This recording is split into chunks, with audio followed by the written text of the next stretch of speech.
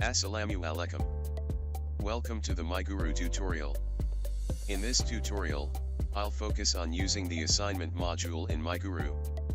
An assignment allows students to submit their tasks online to a lecturer. The assignment task can be essays, case studies, projects, or many more. The icon here notifies students of the tasks they have to do. To proceed, choose a course. In the course dashboard, look at the left menu and click the assignment menu. Choose assignment list. 4 indicators are showing here: upcoming, submitted, not submitted, and rejected. Let us have a look at the Not Submit tab first. The task will be displayed as the soonest date to submit will be put in the first row, and the rest will follow. This icon shows that students must submit this assignment in a group, otherwise, the task is presented individually. If the task show ended, it means the date is due. Meanwhile, if it's active, students are allowed to submit it.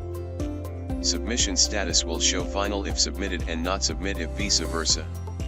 Let me show you how to submit an assignment. First, then find the task with an active status. Read all the instructions. Since this task is a group task, detail about the teammate provided here. To upload files, click the Browse button and choose the file.